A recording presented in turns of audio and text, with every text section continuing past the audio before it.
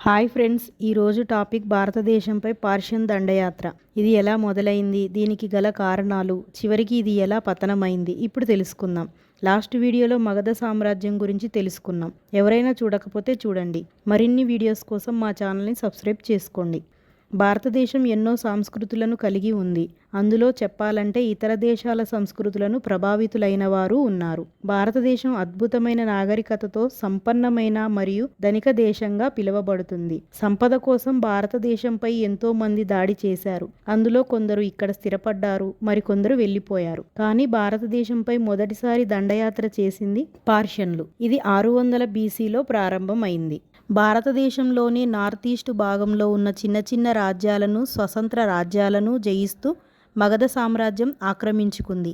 కానీ north west భారతదేశం 600 BCలో పరిస్థితి మరోలా ఉండేది. చిన్న చిన్న రాజ్యాలైన కాంబోజా, గాంధార, మద్ర రాజ్యాలు ఎప్పుడూ యుద్ధాలు చేసుకుంటూ ఉండేవి. ఆ ప్రాంతంలోని ఈ చిన్న రాజ్యాలను అభివృద్ధి చేసే సామర్థ్యం ఉన్న మగధ లాంటి పెద్ద సామ్రాజ్యం ఉండేది కాదు. అయినప్పటికీ ఈ ప్రాంతాలు ఎంతో శక్తివంతమైనవిగా ఉండేవి. కానీ హిందూకుష్ కనుమల నుండి ఈ ప్రాంతంలోకి రావడం సులభంగా ఉండేది. పార్షియన్ రాజ్యం ప్రస్తుత ఇరాన్గా పిలువబడుతుంది. పార్షియన్లు భారతదేశంపై దండయాత్ర జరిపిన విధానం గురించి రాసిన గ్రీకు చరిత్రకారుడు హెరోడోటస్. భారతదేశంపై దండెత్తిన తొలి ఆఖ్మేడ్ రాజు సైరస్. 600 BCలో సైరస్ పార్షియన్లో ఆఖ్మేడ్ వంశ రాజ్యాన్ని స్థాపించాడు. అందుకే ఈయనను ఆఖ్మేడ్ సైరస్ ది గ్రేట్ అంటారు. ఇతను ముందుగా మిథ్యా, బాబిలోనియా రాజ్యాలను గెలుచుకొని ఆఖ్మేడ్ సామ్రాజ్యాన్ని స్థాపించాడు. సైరస్ ద గ్రేట్ అనబడే ఇతను చరిత్రలో గొప్ప పాలకుడు మాత్రమే కాకుండా మానవతా విలువల్ని పాటించిన నాయకుడిగా కూడా ప్రసిద్ధి.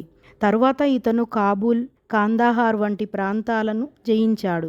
540 BCలో గాంధార, కాంబోజా వంటి ప్రాంతాల మీద దాడి చేసి వారి దగ్గర నుంచి ట్యాక్స్ వసూలు చేసేవాడు.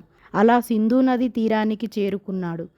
అక్కడ సారవంతమైన భూమి, మంచి అభివృద్ధిలో ఉన్న వ్యవసాయం, మంచి దిగుబడులు ఉండటం వల్ల ఇతనికి ట్యాక్స్ ద్వారా మంచి ఆదాయం వచ్చేది. అందుకుగాను ఇక్కడి సింధు ప్రజలను హిందూ ప్రజలని పిలిచేవారు. పార్షియన్ భాషలో సింధులోని సీని వీరు హి అని పిలిచేవారు. అలా సింధుని హిందూగా పిలవడం మొదలైంది. అలా గాంధార, కాంబోజా, కాబూల్, సింధు వంటి ప్రాంతాలను ఆక్రమించుకున్నారు. ఇతని తరువాత ఇతని మనుమడు డేరియస్ I దండెత్తి వచ్చిన రాజులలో గొప్పవాడు. ఇతను 516 BCలో భారతదేశంలోని నార్త్ వెస్ట్ ప్రాంతాలు, అలాగే ఉత్తరప్రదేశ్ వరకు తన ఆధీనంలో తెచ్చుకున్నాడు. వీళ్ళు రాజ్యాలను క్షాత్రప లేదా సాత్రపి అని పిలుస్తారు. అలా వీరు గాంధారను ఆఖ్మేడ్ సామ్రాజ్యంలో 20వ క్షాత్రప లేదా సాత్రపిగా పేర్కొన్నారు. ఈ ప్రాంతం పార్షియన్ సామ్రాజ్యంలో అత్యంత సారవంతమైన ప్రాంతంగా మారింది. ఇలా వీరికి 28 సాత్రపీలుండేవి. అందులో భారతీయ సాత్రపీగా సింధు, వాయవ్య భారతం, సింధు నదికి పడమర ఉన్న పంజాబు ఉండేవి. ఇవి ఇరానియన్ సామ్రాజ్యంలోనే అత్యంత సారవంతమైన, జనసాంద్రత కలిగిన ప్రాంతంగా ఉండేవి. అందుకు పార్షియన్లు వారి సామ్రాజ్యానికి 360 టాలెంట్ల కప్పం బంగారం రూపంలో పొందేవారు. టాలెంట్ అంటే 50 kgల బరువు అన్నమాట. అలా వారు భారత్లో సంబంధాలు ఏర్పరచుకున్నారు. భారతదేశం నుంచి వచ్చే కప్పం వారి సామ్రాజ్య ఆదాయంలో 3వ వంతుగా ఉండేది. అంతేకాకుండా యుద్ధాలకు భారతీయుల్ని ఇరానీ సైన్యంలో కూడా చేర్చుకునేవారు. అలా డేరియస్ I గ్రీకులపై దండెత్తి ఫస్ట్ పార్షియా గ్రీకు యుద్ధంలో ఓడిపోయాడు. డేరియస్ I సింధు నది నుండి ఈజిప్టునకు సముద్ర మార్గాన్ని కనుగొనడానికి భారత్కు పంపిన నావికుడు మరియు సేనానియే స్కెలాక్స్. ఇతను 2.5 సంవత్సరాలు పరిశోధన చేసి సింధు నది ప్రాంతాన్ని కనిపెట్టాడు. అలా సముద్ర మార్గం ద్వారా ట్రేడింగ్, బంగారు నాణాలు వినియోగం, వ్యాపారం వంటివి బాగా అభివృద్ధి చెందాయి. వీరి ఆధీనంలో ఉన్న 28 రాష్ట్రాలలో అత్యంత జనాభా ఉన్న, అలాగే సంపన్నమైన రాజ్యం గాంధార.